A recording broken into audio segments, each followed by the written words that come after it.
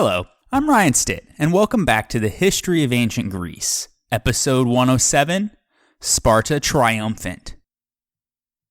At the end of the last episode, Athens somehow, with an ad hoc fleet and crew, managed to win a huge naval victory at Argonusa, in which they killed the Spartan commander and practically annihilated his fleet.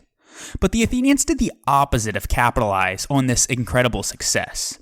Instead, in their anger at their general's failure to collect their own war dead in a violent post-battle storm, they put them on trial and had them executed.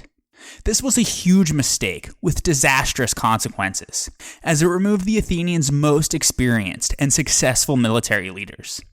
And so they now had to face the challenge of Lysander and Persia without their most experienced commanders, and those who were selected in their place must have been unnerved that the same fate could await them.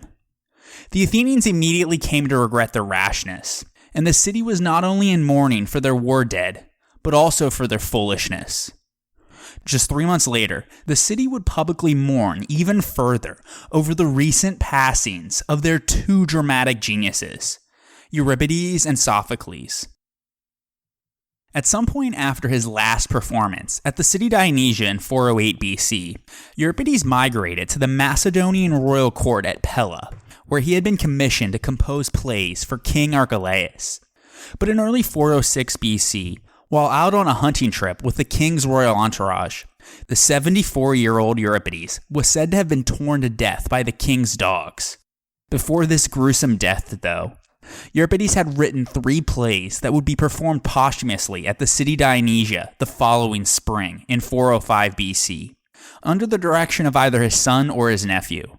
Whoever it was won first prize, and included among the 3 plays were the Bacchae and Iphigenia in Aulis, both of which have survived, as well as Alcmaeon and Corinth, which has been lost. On the other hand, the slightly older Sophocles also died over the winter of 406-405 BC, at the age of 90, likely from natural causes. And so, in this time of mourning, as a sort of tribute, Aristophanes produced the Batrachoi, or Frogs, his last surviving play during the turbulent era of the Peloponnesian War. It received first place at the Linnea in early 405 BC, and it gives us an exaggerated but instructive parody of the styles of both Aeschylus and Euripides. Unfortunately, Sophocles had died after the play was already written, and was during its first phase of production. So Aristophanes did not have enough time to rewrite him in it as one of the major characters, but he was able to insert many scattered references to him throughout. The Frogs begins with the entrance of Dionysus, the patron god of the theater, ludicrously disguised as an effeminate Heracles, as he is dressed not only in his customary yellow woman's dressing robe and buskins, but is also covered by a lion hide and carrying a club. He is accompanied by a slave named Xanthias, who is riding a donkey and carrying his master's luggage on a pole over his shoulder. Xanthias is portrayed as being smarter and braver than his master, who routinely makes critical errors that force Xanthias to improvise in order to protect him and to prevent him from looking incompetent. But this only allows Dionysus to continue to make mistakes with no consequences whatsoever. Dionysus says that he wishes to go down to the underworld in order to bring back a tragic poet to Athens, since, as he claims, there is none left of any worth in the city. In order to find a reliable path to the underworld, he is seeking advice from his half-brother, Heracles, who has been there before, since one of his 12 labors was to kidnap Hades' 3-headed dog Cerberus. When Dionysus arrives at his doorstep, Heracles sees his effeminate half-brother dressed up like him and laughs uncontrollably. Dionysus then explains that he needs to go to the underworld in order to bring back Euripides from the dead, and thus restore the prestige of Athenian tragedy. Because, quote, I need a poet who can really write. Nowadays, it seems like many are gone, and those that live are bad, end quote. Heracles responds by naming a number of capable young poets, such as Agathon, whose tragic victory was the reason for celebrating in Plato's Symposium, and Iophon, the son of Sophocles.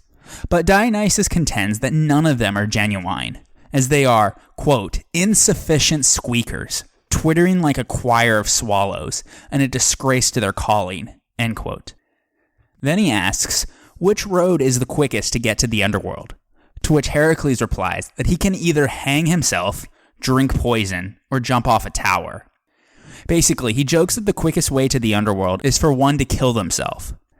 But then Heracles tells him of a longer journey across a large lake, which he himself had taken, possibly Lake Acheron in the region of Epirus in northwestern Greece, but warns that there would be many terrors which he might encounter along the way, such as snakes, wild beasts, the great mire of filth, and the eternal stream of dung. Undeterred, Dionysus chooses this option.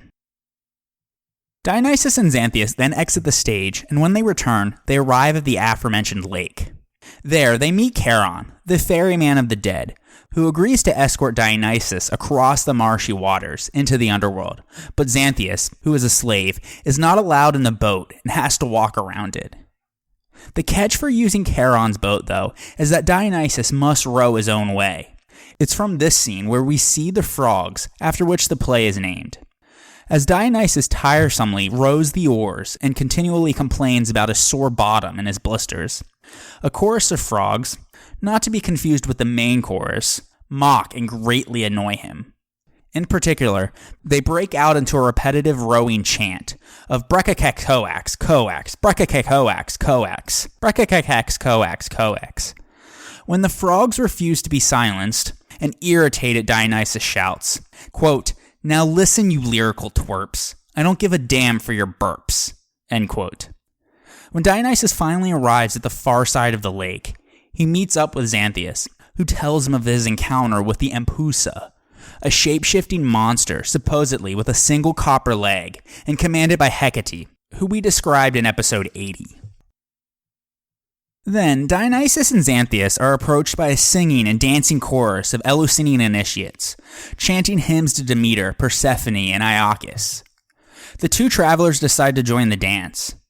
When the chorus is finished being sung, they find themselves in front of Hades' palace, and several farcical scenes of mistaken identity ensue.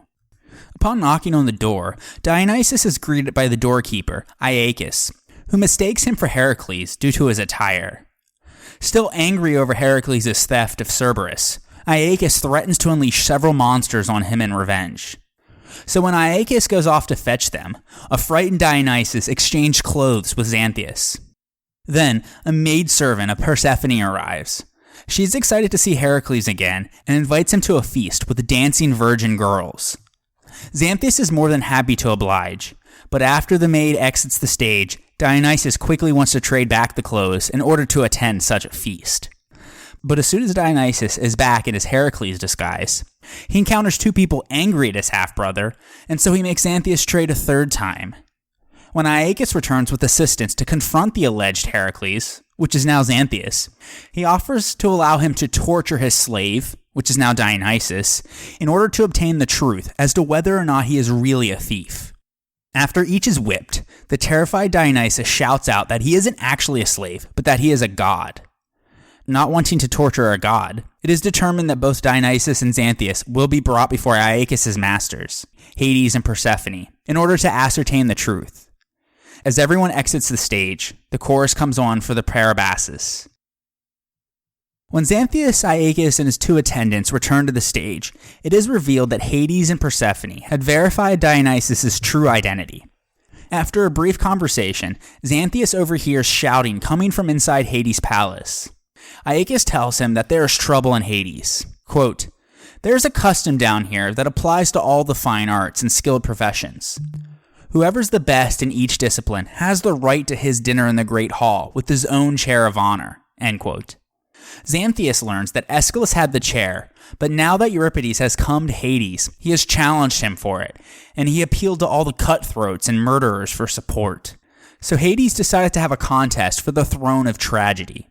Aeschylus and Euripides are the only competitors, because with typical modesty, Sophocles has declined to challenge them. When Xanthias inquired about who was the judge of the contest, Iacchus said it would be difficult to find someone clever enough in the underworld.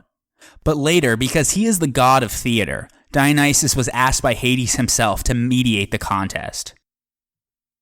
Then, everyone exits the stage, The chorus comes back on, and after a brief song, there is a complete change of scene to the Hall of Hades, who himself is sitting on his throne and with Dionysus, Aeschylus, and Euripides in the foreground. As the contest begins, the two playwrights take turns quoting verses from their plays and making fun of the other. The challenger Euripides first attacks Aeschylus, quote, "I saw through him years ago all that rugged grandeur. It's all so uncultivated and unrestrained. No subtlety whatsoever, just a torrent of verbiage," end quote. Aeschylus responds that his plays have lived on while Euripides' works have died with him. Throughout the contest, the two poets make references to their plays. At one point, Euripides argues that the characters in his are better because they are more true to life and logical. Quote, "I write about everyday things, which the audience knows about and could take up on if necessary. I didn't try to bludgeon them into submission with long words," end quote. A frustrated Aeschylus then asks Euripides what qualities does one look for in a good poet, to which he replies, "To teach people to be better citizens." Aeschylus responds that he believes idealized characters are better as they are heroic and models for virtue. Quote, "My heroes weren't like these agorolothers, delinquents and rogues they write about nowadays. They were real heroes, breathing spears and swords," end quote. Aeschylus also mocks Euripides' verse as predictable and formulaic by having his opponent quote lines from many of his prologues, each time interrupting the declamation with the same phrase, "Leucothion apollesin," or "lost his little flask of oil."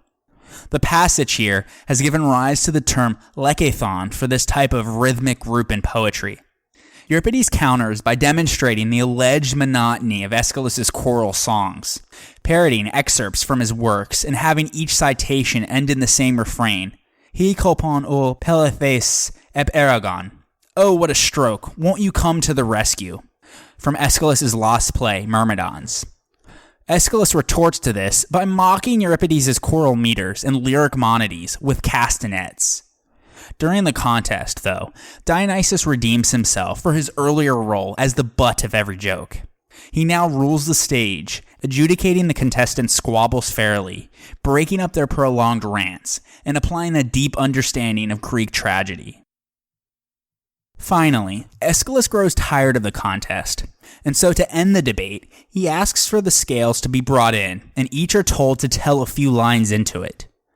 The poetry of the two playwrights is weighed and measured, and whoever's lines have the most weight, or substance, will cause the balance to tip in their favor. Euripides produces verses that mention the ship Argo, persuasion, and a mace. Aeschylus responds with the river Spercheios, death, 2 crashed chariots, and 2 dead charioteers. Since the latter verses literally refer to heavier objects, Aeschylus wins, but Dionysus is still unable to decide whom he will revive. He finally decides to take the poet who gives the best advice about how to save Athens. Looking at both men, he says, quote, "I came down here for a poet. What for? To save a city, of course. Otherwise, there won't be any more drama festivals. And then where would I be? I'll judge between you on this alone. I shall select the man my soul desires." End quote. Euripides gives cleverly worded but essentially meaningless answers, while Aeschylus provides more practical, Themistoclean-like advice by saying that they should commit everything to the war at sea and look after the navy in order to win. In the end, Dionysus decides to take Aeschylus back instead of Euripides. Of course, feeling betrayed, Euripides calls him a traitor. Hades allows Aeschylus to return to life so that he may share his patriotic wisdom with the current generation and save Athens in their hour of need. And so Hades advises him to educate the fools. As Aeschylus walks away, he tells him to keep that lying, foul-mouthed rogue, Euripides, out of his chair, and instead give it to Sophocles while he is gone. Aristophanes, who used his plays to critique Athenian society, its political unrest, and involvement in the war against Sparta, wrote The Frogs during a time when the military and political power in the city was on the verge of utter collapse. The underlying political theme is essentially that old ways are good and the new ways are bad, with the old being the warrior ethos of an older generation who values Homer, and the new being the intellectualism of a younger generation who values the philosophical quibbling of a legalistic society. The Frogs was received so well at the Linnea that the public even demanded that it be performed again, likely a few months later at the city Dionysia. This was a rare honor indeed. In fact, throughout most of the 5th century BC, dramatic plays, both tragedy and comedy, only received a single performance when first produced, and Aristophanes' Frogs would be the first exception. That's because the play's political themes of Athenian reconciliation, unity, and commitment to the navy were so powerful and admired by the citizen body. The play also had a salute to the slaves who had earned their citizenship at Argonusae. Many of these new Athenians were taking their places in the theater for the first time, freed from bondage by their own heroism. Finally, the play contains solid, serious messages which represent significant differences from Aristophanes' general critiques of policy and peoples and his idealistic thoughts of peace. In the Parabasis, he urges the citizen body to reject the leadership of those whom it now follows, those being of foreign parentage, and turn back to men of known integrity who were brought up in the style of noble and wealthy Athenian families. Some scholars also contend that at several points in the play, Aristophanes subtly hints at the exiled Alcibiades, who he likely believed would conduct the war better than those running it now. While he deals gently with Theramenes' wavering between democracy and oligarchy, he blasts one of Alcibiades' enemies, Cleophon, as a foreigner who was adamantly opposed to any peace which did not come of victory, whereas Aristophanes believed that Athens ought to look for a less stubborn end to the war. In fact, in the course of Dionysus' final test of the poets, he sought advice about Alcibiades himself and a strategy for victory, not a proposition of capitulation. Though Euripides lambasted Alcibiades, Aeschylus responds with the advice that he should be brought back. He also complains that the city is relying on worthless men, rather than good ones, and advises the Athenians to give the rights of citizenship back to the people who had participated in the oligarchic revolution years earlier, arguing that they should be forgiven because they had been misled by Phrynichus' tricks. This proposal was simple enough to be instated by a single act of the ecclesia, and was actually put into effect by a decree by a man named Patroclides. More on that later. This advice then might have been the basis for why, after the second stage performance of the Frogs, the Athenians crowned Aristophanes not with Dionysus' ivy, which was typical of drama victors, but with leaves from Athena's sacred olive tree on the Acropolis, an award that was typically reserved for the city's greatest benefactors. Unfortunately, the Athenians did not heed Aristophanes' likely sage advice to recall Alcibiades, and with his second exile, and the death of their best generals, they would be at a serious disadvantage against Lysander. Returning back to the war narrative, in the aftermath of the Battle of Argonusae, while the Peloponnesian fleet was deteriorating at Chios, with no money or prospects for defending their allies, the Athenians began to lay waste to the territories of pro-Spartan cities in the Aegean and Ionia. Finally, at some point over the winter of 406-405 BC, those Spartan allies, who were badly suffering from these unopposed Athenian attacks, held a conference at Ephesus. After much airing out of grievances, they decided to send ambassadors to Sparta in order to report on the situation and to demand that they reinstate Lysander to command the fleet. This request was further strengthened by envoys from Cyrus, who also desired Lysander's reinstatement. In fact, Cyrus insisted that Persian support for Sparta depended entirely on Lysander being given command once again. And so, envoys from Cyrus and the Asiatic Greeks were sent off to Sparta. Because the Athenians had rejected their most recent peace offer, when these envoys arrived and stated these conditions to the Spartan ephors, Lysander's faction could no longer be denied, and it was agreed that he must be sent back out immediately. Since there is no evidence that the Spartans were yet aware of the trial and execution of the Athenian generals from Argonusae, and thus the poor state of leadership that was left behind in Athens, many in Sparta likely believed that if the Athenians could muster another attack, then the Spartan fleet could be all but lost, and with it the war. Therefore, it became imperative to bring back Lysander now. However, since the Spartan constitution prohibited any commander from holding the office of navarch more than one term consecutively, they appointed Arachus and named Lysander as his epistolaeus, or secretary, as a sort of vice admiral. But for all intents and purposes, this was just a technicality. Everyone understood that Lysander, once again, was in command. In early spring of 405 BC, Lysander sailed to his old base at Ephesus, where he sent for Eteonicus at Chios to come and meet him with the fleet. There, he gathered together all the rest of the ships that could be mustered in the Aegean and ordered for them to be repaired. Moving with considerable speed, he also ordered the construction of new ships at Antandros and then visited Cyrus at Sardis to obtain the desperately needed money to pay for it all. But Cyrus explained to Lysander that all of the king's allotted money had already been spent, plus much more than was stipulated. He even produced the accounts to corroborate this. But due to their personal friendship and tied interests, he still opted to give him a large sum on the spot from his own money.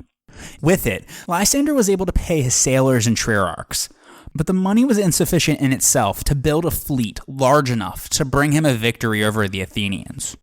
Fortunately, Lysander would soon enough enjoy a massive stroke of luck, as Cyrus would come to need to rely on his help this time. That's because, according to Xenophon, the previous year Cyrus had executed two of his cousins for not thrusting their arms into their chore when they met with him. The chore is longer than a regular sleeve, and when one's hands are thrust into it, they are rendered harmless because then they cannot hold or reach for their weapons. This was a Persian custom for paying the respect that was due to a king. But Cyrus was not the king, so the fact that he expected this and was angered for not receiving it, if true, is a clear sign of his future ambitions. Naturally, though, the murder of his royal cousins had angered his uncles and aunts, so Darius responded by recalling Cyrus back to the royal court of Susa in order to explain his actions.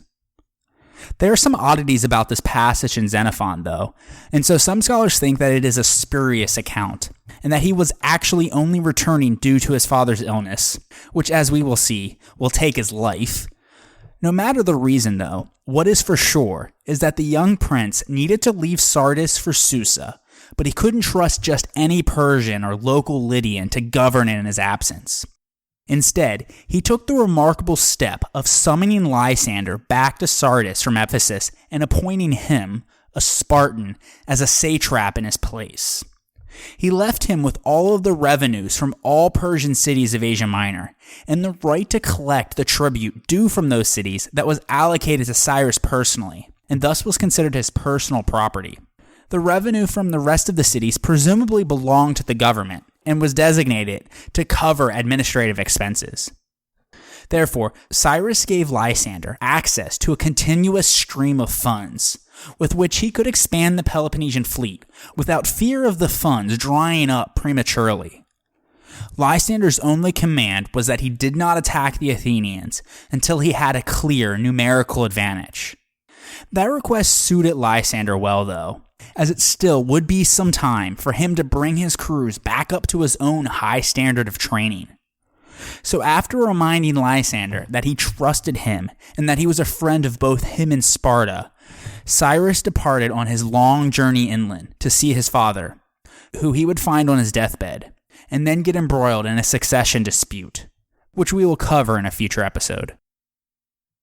Afterwards, with the resources of an entire wealthy Persian province at his disposal, Lysander began to distribute the funds to pay his forces and to reconstitute his fleet. At the same time, the Athenian generals at Samos were also preparing their navy for an inevitable rematch with Sparta. In addition to Conon, Adamantus, and Philocles, 3 other men, Menandros, Tydeus, and Kephisodos, were elevated to the rank of general, for a total of 6. In the meantime, Lysander set out to undo the influence fomented in Ionia by Callicratidas, who had awakened a powerful pan-Hellenic, anti-Persian sentiment in the region. As the newly appointed Persian satrap, if Lysander allowed this to remain, it would undermine political support for him among the Asiatic Greeks. This was especially the case at Miletus, where a democratic government unfriendly to him was in power. So his first action was to depose it. But since Miletus was a Spartan ally, he could not just attack it. So he had to resort to trickery and deception by privately encouraging his supporters to rebel against its ruling democracy. According to Xenophon, a coup was launched while the festival of Dionysus was being celebrated. Lysander's supporters killed around 340 pro-democratic, pro-Athenian Milesians, both in their homes and in the Agora, and drove more than 1,000 others out of the city. These refugees were received kindly by Pharnabazus, and he gave each of them some money and settled them in Lydia. With the Democrats gone, the Milesians then installed an oligarchy, led by a faction that was fiercely dependent upon and loyal to Lysander.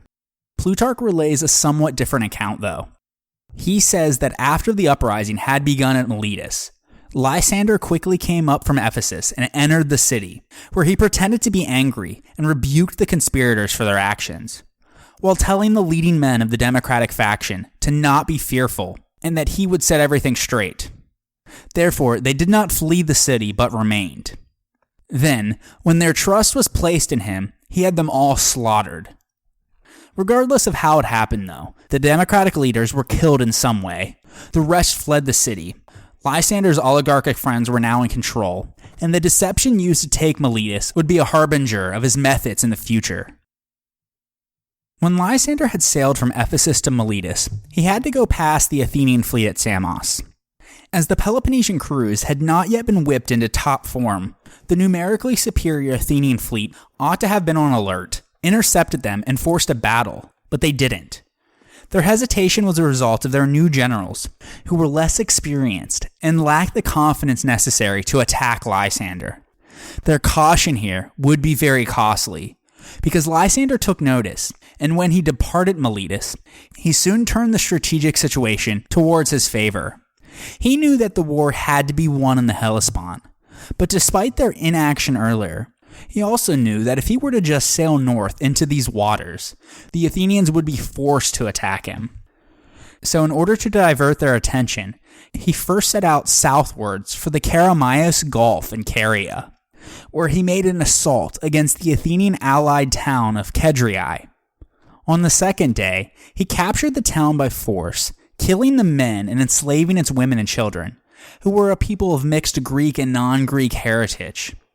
This was an act of deliberate terror meant to discourage resistance by Athens' other allies. Then he continued south to Rhodes, and there he set off westwards on a series of campaigns throughout the Aegean, which are found in Plutarch and Diodorus, but not in Xenophon. In any case, along the way, he attacked and seized numerous islands that had Athenian-held cities. As he approached Athens itself, he also raided Aegina, Salamis, and the Attic coastline. Even the most fearful Athenian commanders could not allow this to go unopposed, so they were forced to set out from Samos in pursuit. But in a massive game of cat and mouse, as they sailed towards Athens, Lysander evaded them and raced back across the southern Aegean to Rhodes. From there, he hurried northwards along the coast, and by the late summer, he made his way into the Hellespont, where he established his base at the Spartan-controlled city of Abydos. From there, he met up with the Spartan garrison commander Thorax. Together, they coordinated a joint attack by land and by sea on the strategically important city of Lampsacus, an Athenian ally which laid about 30 miles inside the Hellespont on the Thracian Chersonese. They captured it by force, and the soldiers plundered the city, which was rich with wine, grain, and other necessities. Yet Lysander did not let his men run completely roughshod. He released those inhabitants taken captive who were freeborn Greeks, as Callicratidas had done before. He allowed the Athenian garrison in the city to leave under truce, and he left Lampsacus in the hands of its own citizens. These three orders do not appear in any one source, but bring together what Xenophon, Plutarch, and Diodorus all say about the end of the assault. This victory was as much a symbol of his leniency as his power, and he at least kept the veneer alive that the Spartans were fighting for Greek freedom. Still, Lampsacus' seizure was important as it put Lysander on the doorstep of the Propontis, control of which opened his way to the Bosporus, and with it the strangulation of Athenian trade routes into and out of the Black Sea, from which the city of Athens received the majority of its grain. Meanwhile, while chasing Lysander, the Athenians kept to the open sea as they sailed by Chios rather than the nearby coast, which was a much more normal and convenient course for triremes, since the Asiatic Greek cities on the mainland were now hostile to them and in revolt. It wasn't until the Athenian fleet made it to Elaeus on the Thracian Chersonese that they learned of the fall of Lampsacus. So from there, they immediately sailed for their stronghold at Sestos, further north into the Hellespont. Although the Athenians had managed to rebuild their fleet, as we discussed last episode, and had by far the most ships of any Greek city-state at that point, they also had few veterans, as most only had experience in one battle, that are Argonausi, and even fewer competent generals. But if the Athenians wished to prevent all of their achievements since the Sicilian expedition from becoming undone, and more importantly, to avoid starvation, Lysander had to be contained immediately. So after loading provisions on board their ships at Sestos, they rowed the fleet upstream towards Lampsacus, while Lysander's ships laid safe within the curving bay that served as the city's harbor. A large Spartan army kept watch to prevent the Athenians from making a landing anywhere on the Asiatic shoreline. And so the Athenian generals began to search for a base on the opposite coast, and the site they ultimately chose was about 12 miles up the Hellespont at a beach called Aegospotami, which itself laid about 3 miles across the strait from Lampsacus. Its name literally means goat streams, because of the 2 streams which ran down from the hilly hinterland that supplied the site's drinking water, presumably for wild goats and other wildlife.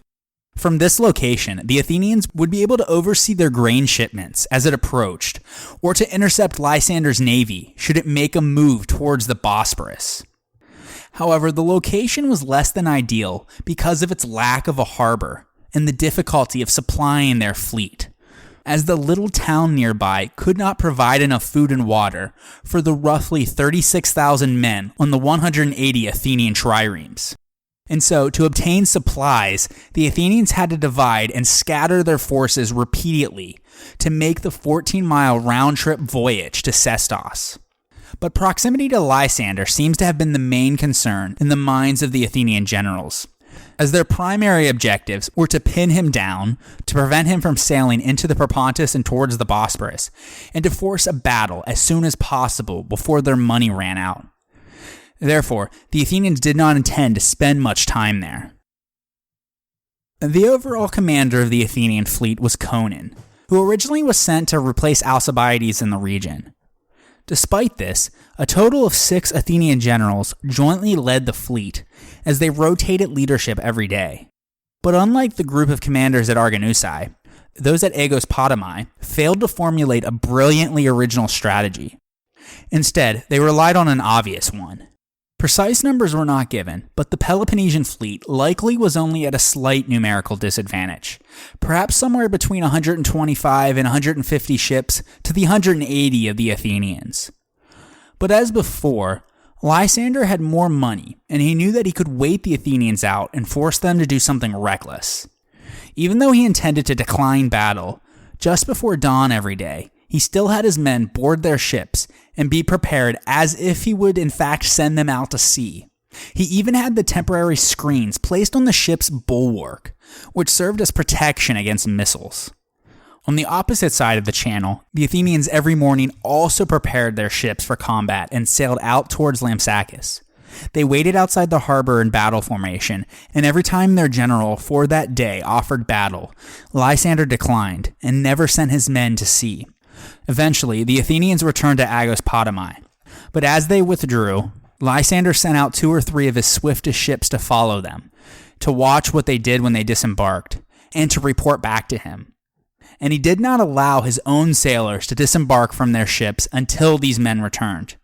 This procedure was repeated for the following 3 days, and with each passing day, Athenian discipline began to slacken.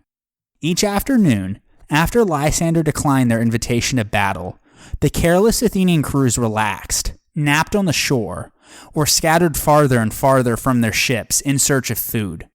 In time, their undeservingly overconfident generals even stopped posting lookouts on the shoreline, and Lysander's spy ships scouted all of this and reported back to him. Eventually, he had his scouts carry polished bronze shields so that they could use the sun to flash messages between ships back to Lampsacus. They were given the order to signal if the Athenians eventually dispersed too far inland that if he launched an attack, they couldn't get back to their ships before he crossed the strait. By the 4th day, the Athenian generals had grown very bold and contemptuous, believing that their enemies were huddling together in fear to face them. It was on the 4th night that the exiled Alcibiades made a dramatic reappearance. He was living in his castle at Byzanthi on the Thracian Chersonese that just so happened to be near the Athenian camp. So he had been watching all of this maneuvering take place for 4 days. And from his position, he could see all of the weaknesses in the Athenians' position and strategy. And so, he went down on horseback to the beach where the ships were gathered, and he was given permission to speak to the generals. During the conversation, he made several tactical suggestions to them. First, he proposed that they should relocate the fleet to a more secure base at Sestos, for obvious reasons, and warned the generals that when their crews were scattered on land in search for food, they did so lackadaisically, while their triremes laid at anchor and an enemy sat across the water that was trained to do everything silently and at an absolute command. Second, he claimed that he had the ability to secure military support from 2 Thracian kings. For the past 5 years, the Odrysian Thracians were ruled by Amadocus. During his reign, he experienced frequent attacks from the Triballi, another Thracian tribe to the northwest, near modern-day southern Serbia and western Bulgaria, which resulted in him losing some of his territory. So to ensure that there would be no such losses in the south, in 405 BC, he had appointed Seuthes II as ruler of his lands along the Aegean shoreline. These 2 men would become the most powerful rulers in Thrace and were frequently at variance with one another, but both were good friends with Alcibiades. Therefore, they apparently had offered to provide him with a joint army to assist his countrymen against the Spartans. Alcibiades then made it known that a requirement of him doing so, though, would be that the Athenian generals had to offer him a share of the command. The introduction of ground troops would have been very valuable. If the Athenians could have taken Lampsacus by land, Lysander would have been forced to fight his way out of its harbor against an Athenian fleet in a stronger position, and at a time and place of their choosing. Under those conditions, defeat would be almost certain, and with the land in Athenian hands, the Spartan fleet likely would have been destroyed as it had been at Cyzicus. But the Athenian generals also had good reason to doubt the promises that Alcibiades was making, knowing full well that similar promises in the past had not been kept. Ultimately, no Athenian general would have dared to yield any part of his command to an exile, because if they were defeated, they would be blamed. But if they were victorious, all credit would go to Alcibiades alone. And so, putting their personal pride ahead of what was best for the Athenians, the generals declined Alcibiades' offer and rejected his advice. In fact, 2 of the generals, Tydeus and Menandros, were especially hostile to him and ordered him to leave from their camp at once, barking that it was they who were in charge now, not Alcibiades. If this offer had come from anyone else, perhaps it would have been something that the Athenian generals would have considered. But as it were, a disappointed Alcibiades immediately left the Athenian camp. This would be the last time in his life that he came face to face with the Athenian military, and he could only return to his fortress and gaze from a distance at the unfolding events and the fruition of the Athenians' many errors. On the next day, which was the 5th total, the Battle of Agospotami took place. 2 accounts of it exist. According to Diodorus, the command that day fell to Philocles, who formulated a different plan to end the stalemate and to force a battle. With 30 ships, he sailed out in the direction of Sestos, leaving orders to the trierarchs of the other 150 ships to follow him at an appropriate time. He likely wanted to tempt Lysander to pursue his small detachment fleet, such as what occurred at Notium. It's likely that Philocles took note of that and planned to exploit it. So instead of the main fleet being taken by surprise and getting destroyed by the pursuing Spartans, he wanted to use the advanced squadron as a lure to draw the Peloponnesians into an attack so that the larger force following behind him could surprise and overwhelm the enemy. This plan, though, would require effective leadership, great discipline, and excellent timing and coordination between the squadrons. Unfortunately, at this point in the war, these were not qualities that the Athenian fleet or leaders possessed. On the other hand, Lysander every morning had his fleet alert and ready, had observed the enemy's tendencies, and carefully prepared for a strike if a chance should arise. Furthermore, he was well aware that the Athenians would only be able to defeat him through the use of some sort of trick intending to draw him into a disadvantageous position. So as soon as he saw Philocles' departure, he pounced and was able to cut off his squadron before it got too far downstream. With his superior forces, the small force was immediately routed. His movements were too fast and too coordinated for the disorganized Athenians, and the remainder of their fleet was caught unprepared on the beach. With the remnants of Philocles' squadron fleeing towards them, and Lysander's victorious fleet in hot pursuit, panic ensued, and the Spartans were able to land on the beach's southern end, where a cape blocked their view from the Athenian camp. As their ships reached land, the Spartan troops leaped ashore and sprinted to seize the cape. Once entrenched on the high ground, Antiochus led the land forces in an assault on the Athenian camp, while Lysander ordered the triremes back out to sea. They immediately sailed towards the place where the Athenian ships were beached, but as they came into the shallows of the water, no enemy ships came out to meet them. So those stationed at the prows of each ship were able to cast their iron grappling hooks into the empty holes in front of them, and the Spartan fleet began to backwater and tow away many captured Athenian ships. In their confusion, some Athenians tried to pull their triremes back to shore, while others climbed on board to resist. At the same time, Lysander and his marines landed and advanced through gaps in between the ships. Together with Antiochus and his land forces, they were able to seize the Athenian camp, as the stunned Athenians, after all, had no organized land force. Unable to provide resistance, they began to run off in all directions, with the majority heading towards Sestos in order to save their own lives. In contrast, Xenophon relates that, as usual, the entire Athenian fleet came out on the day of the battle, and Lysander remained in the harbor. When the Athenians returned to their camp, the sailors scattered to forage for food, but on this day, they had gone way too far afield, and Lysander's lookouts noticed this. So when the Athenian foragers were in the middle of their return journey, the Spartan lookouts raised their shields as a signal. When Lysander saw the reflected sunlight from his nearest spy ship, he knew that the camp was now left unguarded. So he immediately ordered his fleet, which was primed and waiting, to begin rowing towards a low-lying promontory called Abarnus on the Asiatic shoreline.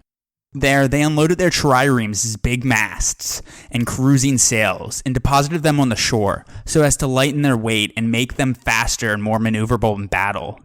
These would be collected later if the day's battle went against them and they needed to escape, because Lysander knew that if he were defeated, there would be no returning to Lampsacus. And so, with the triremes stripped for action and their crews back on board, Lysander gave the command, and the fleet sailed with all haste towards the Athenian camp. When Conon became aware that Lysander's fleet was coming right at him, he signaled to his men to get on board their ships and to prepare for battle as quickly as possible. But there would be no sea fighting at all this day, as his men were all scattered and not even close to their ships. And so, some frantic Athenian triarchs desperately tried to man their ships and flee, but due to the lack of available men in the camp at the time, they only managed to fill some of their ships with 2 banks of rowers instead of the normal 3, and some with only even 1, while others still laid on shore completely empty with no rowers at all. Only Conon's ship and 8 others were able to put to sea with their full complement of rowers, including the sacred messenger ship Paralis, and because of that, they were able to evade being captured, whereas the short-manned triremes were eventually overtaken. Whichever account of the battle itself is accurate, the result is clear. The Athenian fleet was obliterated. Only 9 of their 180 ships escaped, and these were the 9 led by the general Conon. Lysander captured nearly all of the remaining 171 ships, along with some 3,000 to 4,000 prisoners, a number that constituted about a tenth of the entire Athenian force. The rest managed to escape and seek refuge from small fortresses in the area. Realizing that there was nothing to be done and that the entire Athenian cause was now lost, Conon and his 9 ships did not stick around but fled to save their own lives. By chance, they came across the masts and sails of Lysander's ships, which had been deposited at Abarnus. Since these 9 Athenian ships had no time to fit out their own vessels for sailing before they made their escape, these Spartan masts and sails not only provided them with the equipment that they would need, but it also ensured that without them, Lysander's fleet would have reduced ability to pursue after them in the open sea. Then, as they sailed out of the Hellespont, the Paralis was dispatched to inform Athens of the disaster, while Conon sailed the rest to Cyprus to seek refuge with Evagrius, the friendly king of Salamis. Remembering the fate of the generals after Arginusae, Conon did not dare to return to Athens until over a decade later. Aegospotami would be such a remarkable victory for the Spartans that, of course, like Marathon almost a century earlier, many legends later came to surround the battle. Plutarch records that there were some who declared that the Dioscuri, Castor and Pollux, appeared as twin stars on either side of Lysander's ship, just as he was sailing out of the harbor against the enemy. Others said that an earlier falling of a large stone from the heavens, aka meteorite, about 50 years earlier was later viewed as a portent for this important victory. Whatever the case, the Spartans later commemorated their victory at Aegospotami with a dedication at Delphi of statues of the Trierarchs who had fought in the battle. A verse inscription explained the circumstances. Quote, "These men, sailing with Lysander in the swift ships, humbled the might of the city of Kekrops, and made Lacedaemon of the beautiful choruses, the high city of Hellas." End quote. Lysander and his victorious fleet then sailed back to Lampsacus, bringing along with them the captured Athenian ships and prisoners. After sending a ship to Sparta to announce the good news, Lysander then gathered together the allies to decide the fate of their new prisoners. During the course of the war, Sparta's allies had seen their land devastated and their economies ruined, and had suffered many casualties of their own in the fighting. Atrocities on both sides had grown even more horrible as the years went on, but the Athenian massacres and enslavements of the populations of cities like Scione and Milos were especially well known, and victors commonly tended to conveniently forget or even excuse their own excesses and allow themselves to be consumed by the hardships that they have endured. So in the discussion that followed between Sparta's allies, many accusations were made against the Athenians. One specific example cited was a resolution that the Athenians had recently passed in their ecclesia concerning how they would treat their enemies after they won the war. That they would cut off all the right hands of those that they should capture so that they couldn't wield a spear or ply an oar any longer. Another was an Athenian atrocity committed when the captured sailors of a Corinthian and Andrian trireme were thrown overboard, in which Philocles was the general. With such accusations fresh in their minds, it was ultimately decided that with the exception of Adamantus, who alone had spoken out against the decree in the ecclesia about the cutting of the hands, all Athenian prisoners were to be killed, while the other Greek captives were spared. Despite his previous harshness towards defeated enemies, we cannot be certain that if this were Lysander's choice alone, he would have killed all the prisoners.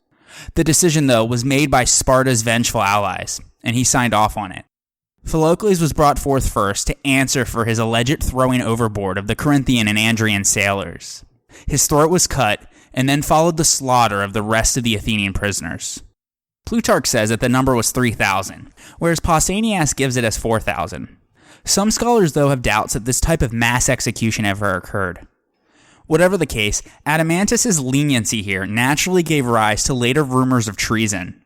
As a result, some historians suspect that the battle may have been lost due to treachery, perhaps on the part of Adamantus, and perhaps in collusion with the oligarchical faction at Athens, who may have wanted their city defeated in order to overthrow the democracy. But this all remains speculative. For all intents and purposes, the war was now over, and the Athenians would know it soon enough too, as the Paralis was en route to Piraeus with the dismal report. The ship arrived at night, and Xenophon, who was probably present in Athens at the time, relates how the news was received. Quote, "One man passed it on to another, and a sound of wailing arose and extended first from Piraeus, then along the long walls, until it reached the city. That night no one slept. They mourned for the men who had been killed, but more still for themselves, as they thought that they would suffer the kind of fate that they had imposed on the Melians, colonists of the Spartans after they had conquered them by siege, and on the Histiaeans, Scionians, Tauronians, Aeginetans, and many others among the Hellenes." End quote.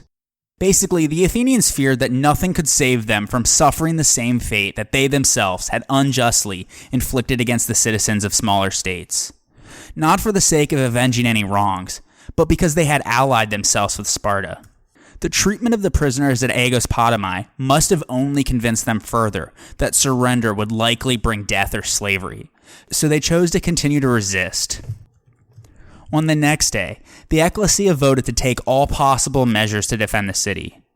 They resolved to repair the walls, to place guards on all of them, to barricade the entrance to the two military harbors of Zea and Munichia at the Piraeus, which were now empty and useless, and to keep only the Cantharis open to receive shipments of food. As these defensive preparations were made for the inevitable siege, the people began to brace themselves for the arrival of Lysander's fleet. Meanwhile, after he had organized affairs at Lampsacus, Lysander sailed for Byzantium and Chalcedon on either side of the Bosporus, with the hope of gaining control of these cities and blocking Athens' primary source of grain. Because they heard what just happened to the Athenians, when Lysander offered them reasonable terms, they surrendered without a struggle. He even permitted Athenian officials and soldiers in garrison to leave safely, on the condition that they go only to Athens. This latter gesture, though appearing benevolent at first sight, was in fact a canny tactical move. Lysander knew that the city of Athens was far too strong to take by force, so in the inevitable siege that would come, he wanted as many hungry people in the city as possible, in order to minimize the time it could hold out. He then established a Spartan garrison in these two cities, and placed Sthenelaus in command as Harmost, or governor. Afterwards, he led his fleet, which now numbered 200 triremes, slowly towards Athens, and along the way, all the Greeks in the Hellespont, including Sestos, officially flipped from the Athenian to the Spartan side. Once they cleared the Hellespont, he sent Eteonicus ahead with 10 triremes to the Thracian coast along the northern Aegean, where he succeeded in bringing all Athenian allied Greek cities in the area over to the Spartan alliance as well, while Lysander himself went to Lesbos and ordered the affairs there.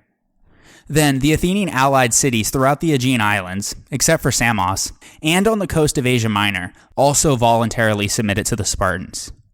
In doing so, Lysander replaced their democracies with oligarchies. These new governments were not only beholden to Sparta, but more importantly, had guaranteed their allegiance to Lysander personally.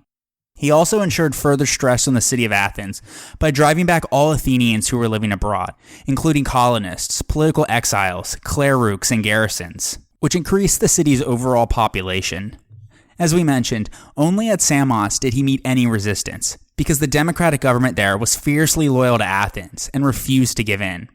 In fact, the democratic Samians had killed all of their aristocratic opponents, who might have betrayed the city to Lysander, and then prepared to endure the inevitable Spartan siege. Because Samos persisted in their loyalty and gratitude, the Athenian ecclesia later uncharacteristically would vote to grant them citizenship. Had they declared to offer citizenship to all of their allies when they still had power, the fate of their maritime empire might have been very different. But they didn't, and as it was, they now only had the Samians left on their side in their resistance to Lysander. Diodorus and Plutarch record that one of the officers in Lysander's fleet was Gylippus, the victorious commander who fought and aided the Syracusans in Sicily. His appearance here is the only time after the Sicilian expedition that we hear of him. While Lysander was beginning the siege of Samos, he entrusted Gylippus with all of the war booty and about 1,500 talents of silver, and ordered him to deliver it to the ephors at Sparta. The money was in small bags, each of which contained a scutali, which was a wooden staff used for carrying coded writing. In particular here, it noted the amount of the money, but it could also be used to send some secret and important message.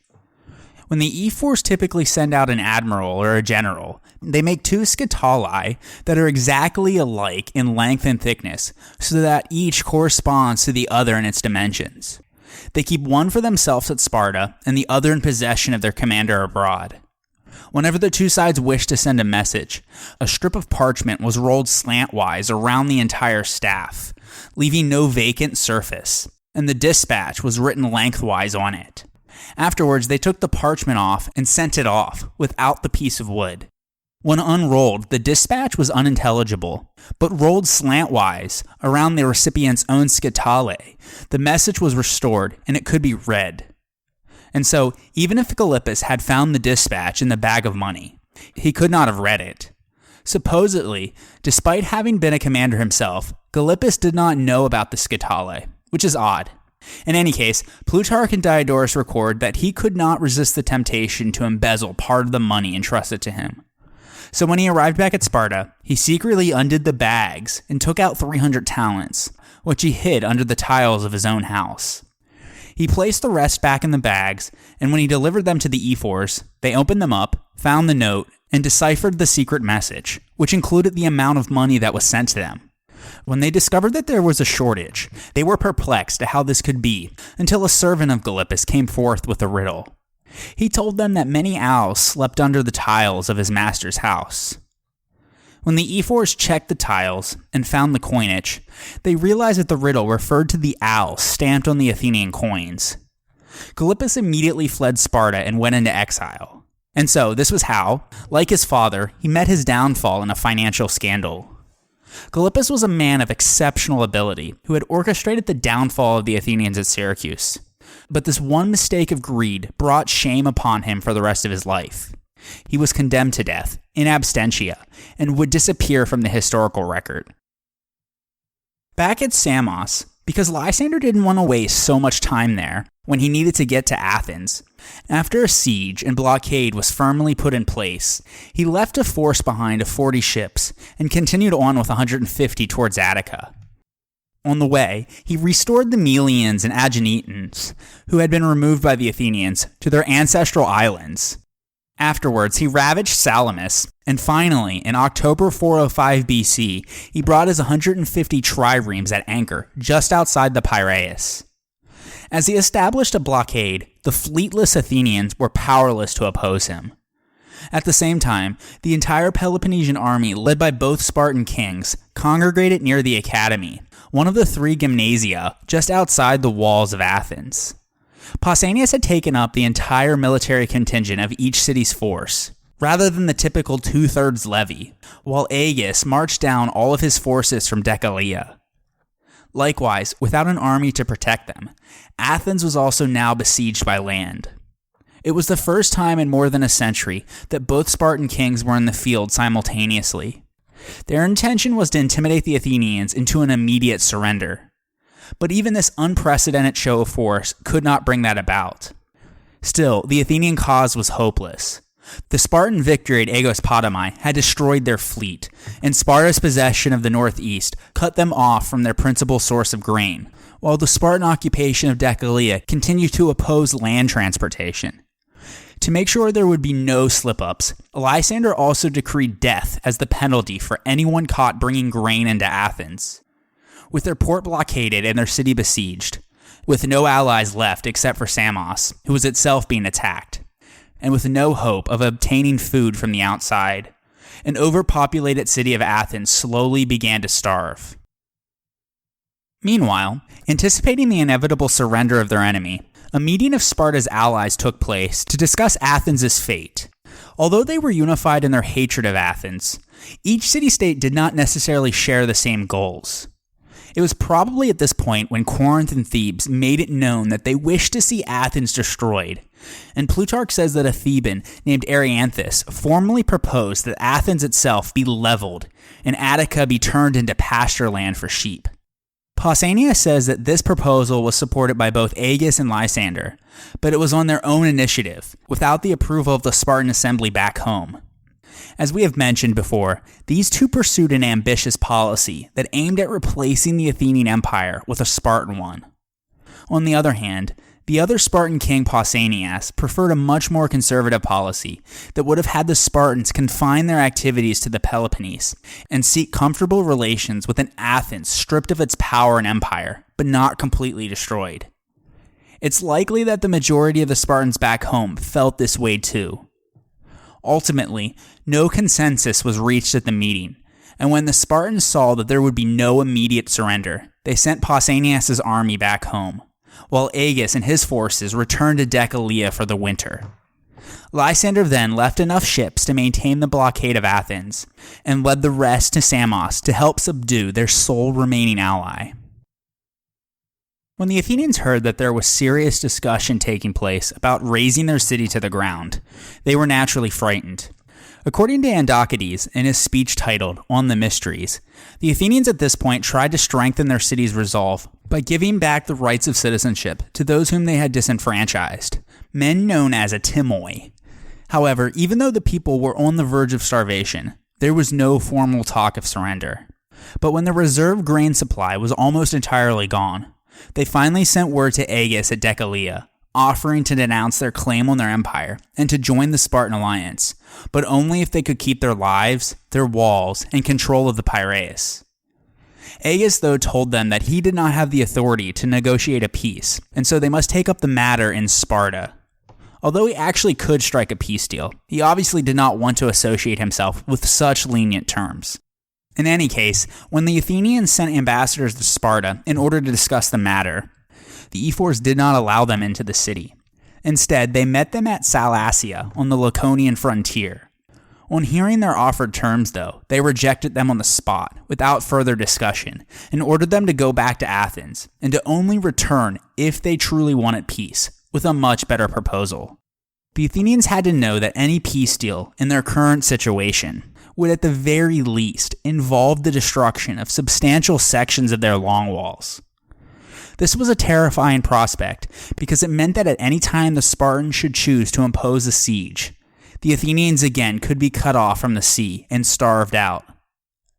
When the ambassadors returned and reported to the Boule, an immediate session of the ecclesia was called. During it, one of the counselors named Archestratus arose and proposed the acceptance of Sparta's conditions. But even in their desperate state, his fellow Athenians would not hear of it. Aeschines, in his speech, titled On the Embassy, reports that they voted to imprison Archestratus for having made the suggestion and passed a motion put forth by Cleophon, which forbade any similar proposal in the future from being spoken.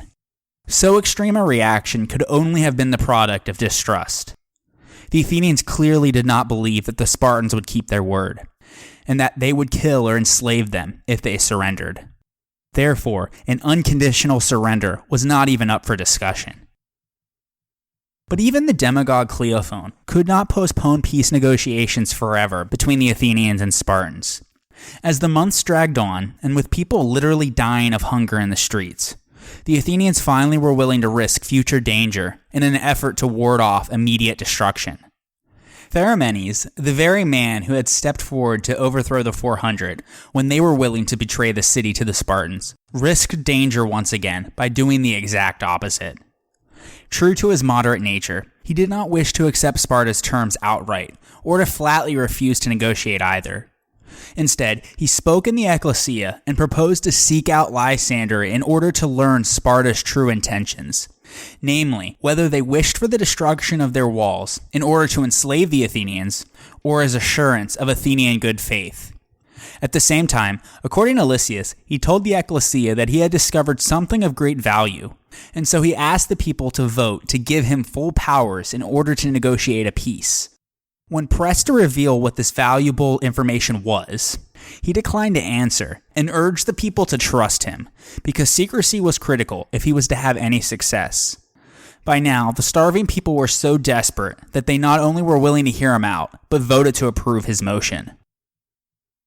Therefore, that winter, 405-404 BC, Theramenes sailed to Lysander at Samos, where he stayed with him for 3 months. Interestingly enough, during these no doubt anxious 3 months back at Athens, Pausanias records that someone named Onobius was able to get a motion to pass that rescinded the exile status of the historian Thucydides. likely because the city found itself wanting back its former general, as those were in short supply now. As we discussed in episode 88, accounts vary whether he came back to the city, but if he did, it wouldn't be until after the war ended. In any case, when Theramenes finally returned to Athens in early March of 404 BC, he explained his long absence by saying that after Lysander dismissed him with the same message that Agis had given them, he kept him there against his will. This is likely implausible, and even the ancient writers did not believe it. Instead, they assert that Theramenes chose to stay as long as he did, in order to allow the Athenians to grow even more hungrier, so that they would be more willing to accept any peace that the Spartans offered. However, modern scholars generally reject both of these explanations, because if he would have returned empty-handed, it's unlikely that what followed would have taken place, as the Athenians then chose him to lead a commission of 10, himself and 9 others, to Sparta itself in order to negotiate a peace. And so it's likely that he had made significant progress in the long discussions with Lysander, and just needed to finalize it with the Spartan authorities at home. In addition, Lysander had sent ahead a message with some Spartans and an Athenian exile named Aristophanes, who was living in Sparta, and they reported to the ephors on his meetings with Theramenes. His formal account was that he gave him the same response as Agis, but informally, he must have made them aware in his change of mind. Certainly, because of his military exploits, his opinion held the most sway at Sparta at the moment, and so they would have went along with whatever he felt was best. The ephors met Theramenes and the other ambassadors once again at Cilicia on the Laconian frontier. Once they learned that the Athenian envoys had come with full powers to make peace, meaning that they were able to make a binding agreement without referring back to the ecclesia for approval or ratification, they were then allowed to go into Sparta itself. When the ambassadors arrived in the city, the ephors called an assembly of not only the Spartans, but with representatives from their allies. It was during this meeting that the seeds of discontent and fear were sown among Sparta's leading allies, Corinth and Thebes. These especially, but also many other Greeks, urged the Spartans not to make peace with the Athenians, but rather to destroy them entirely. The Spartans, though, ignored their wishes and said that they would not enslave a Greek city that had performed such good service for Hellas during its time of greatest dangers, meaning the Persian Wars. They preferred rather to offer peace to Athens, so long as the Athenians abided by their terms. These likely were what Lysander had told the ephors. In exchange for Athens being left intact and its people alive and free, all of their exiles were to return home, as these were mostly oligarchically minded men friendly to Sparta. Athens was to be governed by its ancestral constitution. What this meant was unclear, and it soon would become a point of contention. They were to give up their claim to all of the cities that they held in their empire, though they would maintain possession of their territory in Attica. And finally, they were to make the port of Piraeus tax-free. Defensively, they would agree to the destruction of their long walls and the fortifications around Piraeus. They would disband their army, and they would surrender all but a dozen ships. These were to be designated for commercial use only, and were probably the sacred ships Paralis and Salaminia, plus the 10 ships dedicated to the 10 Attic tribes. Athens also would become Sparta's ally, and follow the Spartans as their leaders on land and sea, on whatever campaign they should order them to join, which in effect turned Athenian foreign policy over to Spartan control. These terms may seem harsh, but it likely was the best that the Athenians could have expected in their current situation. Even still, some Athenians would continue to resist a peace with Sparta to the bitter end. The chief opponents were uncompromising Democrats like Cleophon, who likely suspected that capitulation would spell the end of democracy, and that the return of bitterly oligarchic exiles meant the death of their current democratic leaders, like himself. Therefore, they voted for what was best for them, and not the city of Athens.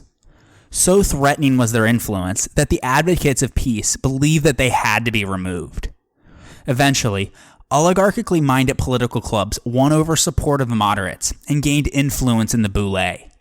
At this point, they appointed 5 ephors to oversee the peace process. Cleophon immediately was put on trial, and he was falsely condemned for evading military service and was executed. So when Theramenes and the other ambassadors returned to Athens in April of 404 BC with Sparta's official peace treaty, they found that the chief obstacle of peace had now been removed. Even then, other influential Athenians continued to complain, and in response, the oligarchic supporters of peace also brought charges against the leading dissidents and had them jailed. Then, on the next day, the Athenians met in the ecclesia to vote on Sparta's peace proposal. Plutarch records that a young orator named Cleomenes stood up and asked Theramenes if he dared to act contrary to the great Themistocles by surrendering the walls to the Spartans that he himself had erected in defiance to them. In response, Theramenes said, quote, "Young man, I am doing nothing contrary to Themistocles. For the same walls which he erected for the safety of their citizens, we shall tear down for their safety. And if walls made cities prosperous, then Sparta must be in the worst plight of all, since they have none." End quote. Even though to the bitter end some voted against it, the majority accepted the proposal, bringing the war to its official end. Lysander would arrive a few weeks later to enforce the peace terms. The exiles who accompanied him expected this to begin a new era in Athenian history. According to Xenophon, Lysander decided to make a holiday of this historic event. He brought out flute girls, like the ones who perform at symposia, and Sparta's allies, covered with wreaths of flowers, danced and rejoiced as Athens' walls were torn down. So how did Theramenes persuade Lysander to abandon his former stance on the destruction of Athens? And what was the something of great value that he claimed to have discovered? The ancient writers do not say, but Theramenes was a moderate, very smart man, and it's likely that he understood that Sparta would accept nothing less than them giving up their empire, fleet, and walls in exchange for their lives and city. It would not have taken much for him to persuade Lysander that razing Athens to the ground would create a power vacuum and leave Attica prey to an increasingly powerful and ambitious Thebes and their Boeotian subordinates to the north. While they were Sparta's allies now, alliances aren't permanent. In fact, we have already seen how the ambitions of both Sparta and Thebes had come into some conflict during the war, back in episode 98. Therefore, it would not be in either Lysander's or Sparta's interest to contribute to the growth of a state that had already grown in size and influence during the course of the war and was currently under the control of a faction that was at best lukewarm to Sparta. It would be far wiser for him and the Spartans to retain a friendly and unthreatening Athens to serve as a buffer and to check on Theban ambitions. In addition, in city-states that had formerly allied to Athens, Lysander had imposed decharchies, or boards of 10 pro-Spartan officials designed to ensure oligarchic government and loyalty to Sparta. These were supported by a Spartan garrison and a harmost, or governor. But for Athens itself, Theramenes likely persuaded him that it would be best to grant the city some degree of autonomy. He probably raised the point that Athens was much larger than the other city-states, and that the Athenians were accustomed to democracy for more than a century. And so 10 men would be too few of a number, and the Athenians would need a government a little bit more complex than just a decharchy, because such a tight regime might antagonize the Athenians and drive them into resistance. As for the something of great value, perhaps Theramenes had received intelligence that the Persian king Darius II was on his deathbed. In a matter of months, his sons would engage in a civil war for the throne. Even though Theramenes had no way of knowing about the chaos that would follow the king's death, he could have known that the older Artaxerxes II, who was in position to succeed Darius, was unfriendly to his younger brother Cyrus, and might have put an end to his command in the West, and with it his power to help Lysander. That might well have changed the balance of power in the situation, as the new king might then revert back to the earlier policy of trying to prevent any one power from emerging among the Greeks. This in turn might lead him to support the weakened Athenians against the stronger Spartans. While Artaxerxes' backing likely wouldn't have reversed the outcome of the war, it could have allowed the Athenians to hold out behind their walls until even better terms could be secured, as well as to encourage Lysander's political opponents at Sparta to undermine his position. And so it was very much in his interest to make a reasonable peace and to install a friendly regime in Athens before Darius died and the news reached Greece. This, of course, is all just speculation. But no matter how or why it came about, Lysander ultimately allowed the Athenians themselves to determine what form of oligarchic pro-Spartan government should be imposed following the war. And that, and its aftermath, will be the topic of the next episode. So join me next time on the History of Ancient Greece, episode 108, The 30 Tyrants.